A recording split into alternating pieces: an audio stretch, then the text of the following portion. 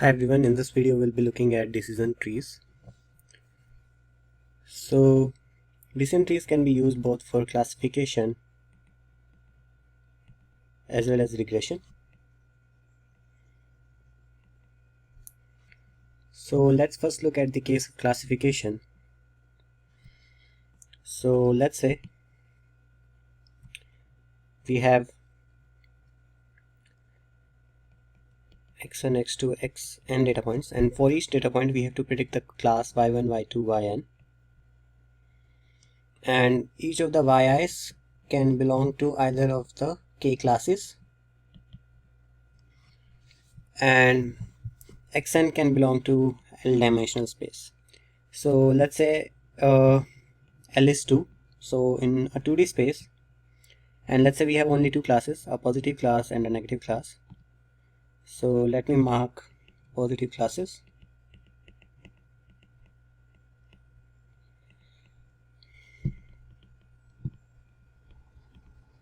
So we have few positive points and then we have few negative points, and we have to do a classification problem. So what decision tree does is it does two things. It creates a binary tree, and the tree is such that leaves of the tree gives us the prediction for data point x, and aim is to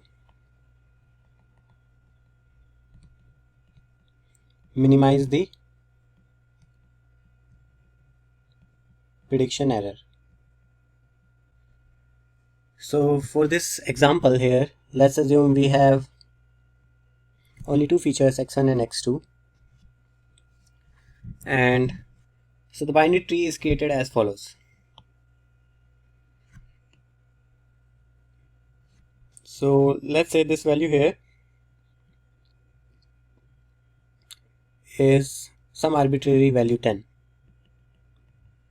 So what it says is, let's split the data points into two parts. Split the data points into two parts such that the first part contains data points for which x2 is greater than 10. So it will contain all these data points. So if x2 is greater than 10, we look at all those data points, and if x2 is less than or equal to 10, we look at all those data points. So for x2 greater than 10,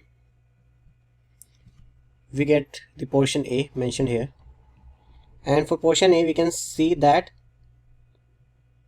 the prediction, or you can say the misclassification rate is 0 because all of them are classified correctly, and for all these points we can classify them to be positive. Now we can split, let's say this value is some another arbitrary value 5, and we can split on this. So split on x1 greater than 5.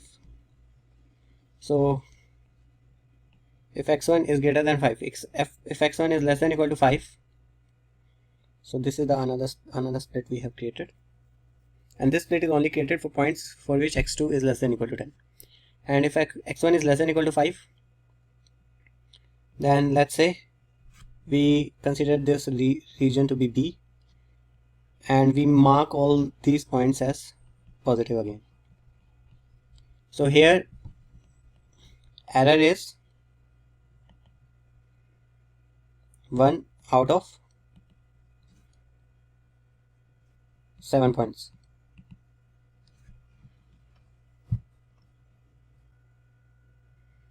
So let EB denote the error for region B, and let's define the error to be the fraction,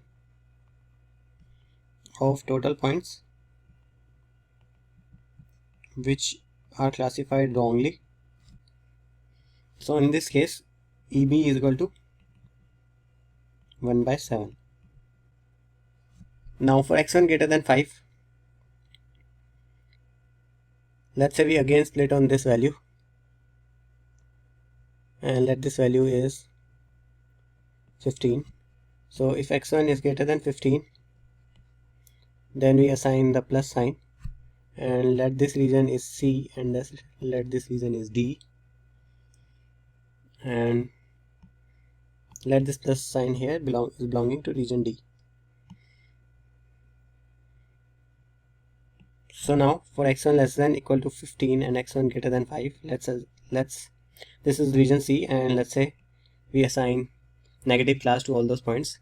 So error for C is 0 and error for region D is 2 by 5, which is 0.4.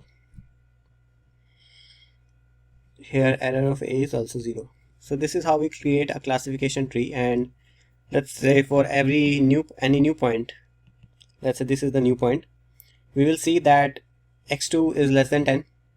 So we'll come to the root node for the new point. We'll see yes, x2 is less than 10, so we'll come here, and then we'll see yes, x1 is greater than 5, so we'll come here, and then we'll see yes, x1 is greater than 15, so we'll come here, and we'll see what does our leaf node say. So our leaf node says that all the points in this leaf should be marked as positive, so we mark this point as positive and we get the right answer for this point. So this is how our decision tree algorithm works. But the point is how to determine which feature to split on and what is the value of that feature on which we have to split. So there are two things that we have to decide. The first thing is which feature should we split on, and let's say we choose the features for which we have to split be the tth feature, then what should be the threshold value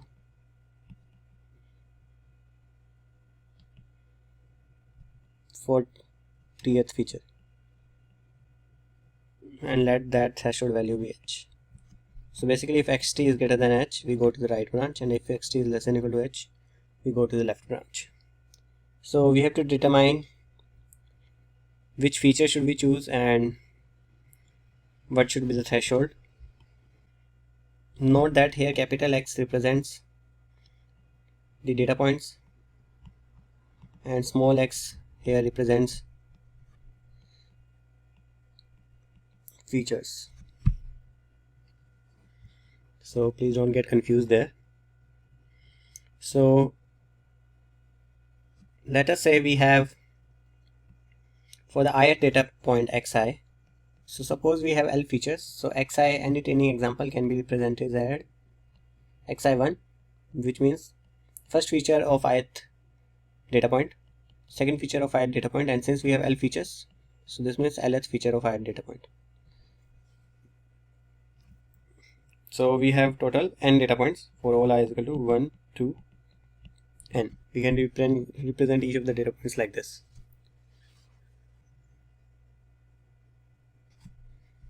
So now this second thing, what is the threshold value for which to choose for the particular feature? This is an easy part. This is easy because let's say we choose a particular feature, choose a particular feature to split on, and this is small lth feature. Then though this feature can take might be a continuous feature. So if this is a binary feature, then there is only one way to split, and that is split on the feature L, and if that feature value is 1, then go to the right, and if that feature value is 0, go to the left. So there is only one way in which we can split. So this is trivial. We don't have to decide the threshold value. But if it is not a binary class, if it is not a binary feature, let's say it is a continuous feature. So in this case, we need to note that although the values that lth feature can take are infinite, but the data points in our data set is finite. So there are finite number of threshold values which we need to check. So basically what we will do is, let's say we will look at the lth feature for all the data points. So the lth feature of first data point, the lth feature of second data point, the lth feature of third data point, and so on, the lth feature for nth data point. And let's say that we plot the value of this lth feature on the, let's say, lth axis here. So let's say for the first feature, the x1l, for the first data point x1l lies here, second data point x2l lies here, for some another data point x3l, let's say, lies here, and finally let's say xnl for the nth data point l lies here. Then we can do is, since data points are finite, there are finite number of threshold values which we need to check, because we can start from the data point with the least value of the lth feature, and we can create a cut here, and then we can try including so this is the split that we are making. So this represents one group and this represents another group. Another cut we can make is to include one of the data points in the left group and other data points in the right group. Or we can do is we can include two data points in the left group, another data points in the right group, and so on. So basically in this way, since we have n data points, we can have n plus 1 possible values for the threshold, and we will check all those n plus 1 possible values of the threshold, and whichever give us the best results would be our answer. We will go with that threshold value. So choose the one with best results.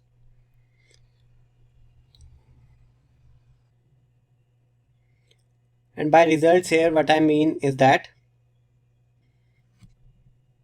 minimum total error for the regions created after splitting using that threshold. So let's say there are various regions, and for every region we have error ER. So for all the regions we sum this error ER, and whichever threshold value gives us the minimum value for this error ER, we'll use that threshold value.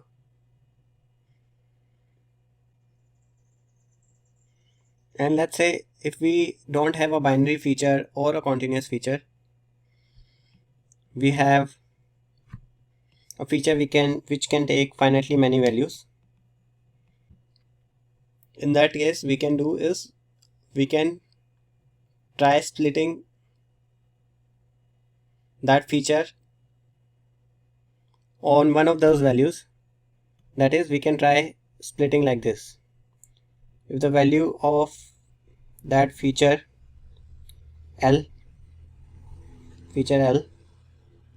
is equal to a particular value V, then we go right, otherwise we go left. And we do this for all the V. and choose the one with minimum error, min total error, sigma ER. So this is the second part, that if we are given that yeah, you have to split on this feature, and then we can decide the threshold value using these heuristics mentioned here. So how to choose the threshold? So this part is relatively simple. The bigger question is how to choose the feature on which we have to split. And as we have seen, we have L features. To avoid the confusion, let me mark those features with F1, F2, FL. Instead of using small x, I'm using small f. So one of the strategies, so there are multiple strategies which we can use. So general strategy is choose the feature greedily, which minimizes the error. And in a more generalized set, I would say choose the pair feature comma threshold h, which minimizes the error. And since we have finite number of features, in this case we have L features, and for ith feature we have finite number of possible threshold values, and let's say the number of possible threshold values for the feature which has maximum possible threshold values is capital H. In that case we can see that total number of pairs which we have to check is less than or equal to L cross H, because H is the number of possible threshold values for the feature which has the largest number of threshold values. Some features will have less number of possible threshold values, so this is the maximum amount of pairs which we need to check, and we will choose the pair f comma h which will minimize the error, and where error is defined as, let's say ER is the error for region R, then total error is sigma ER for all R. So basically this R refers to regions, which are all the regions which are created after splitting on feature F and threshold H. So whichever feature F and threshold H would minimize this total error, we will greedily use to split on that feature F and threshold H. And let's say we choose some feature F and threshold H, and it will divide our dataset into two regions, region 1 and region 2. Now for region 2, again we will choose some feature F dash and threshold H dash, and this feature F dash and H dash will now greedily optimize on region 1. So basically feature F dash and H dash will be chosen such that the total error on region R1 is minimized. So basically initial total error is error of region R1 plus error of region R2. Now here let's say we create two more regions, R3 and R4. So here we will choose F dash comma H dash such that error on R3 plus error on R4 is minimized, and this keeps on continuing, so until we reach the termination condition. And termination condition could be one of the follows. Either there is only one data point in every region, so we can't split further, so we stop. But this leads to overfitting.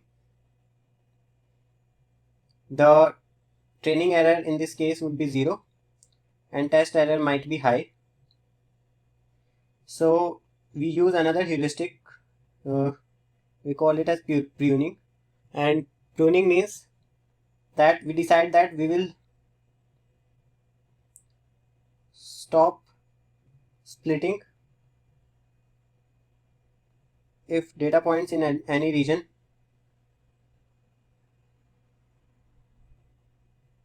are less than or equal to 5, let's say. So we decide a particular threshold, and if data points in a particular region becomes less than or equal to 5, we do not split that region further and we stop there itself.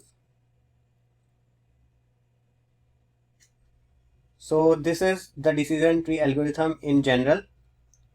Now the big question arises is, what should be the accurate error function ER for the error of region R? So there are many possible ways in which we can calculate this ER, and calculating this ER for classification and regression should be done in different ways. So for the classification, we have already seen one of the ways to calculate ER is fraction of total points in region R which are wrong. And similarly for regression, a trivial thing can be that we look at the actual yi values for all the points xi in region R. We look at the actual yi values, we predict a common y cap as our prediction for all the xi belonging to region R, and we measure the distance between yi and y cap, and we consider this as our error. So as I said, there are multiple ways in which we can define this error of region R, and in the next videos we will explore some of these ways to define the error on region R. So I hope you like this video and decision tree algorithm is clear to you. Stay tuned for the next video.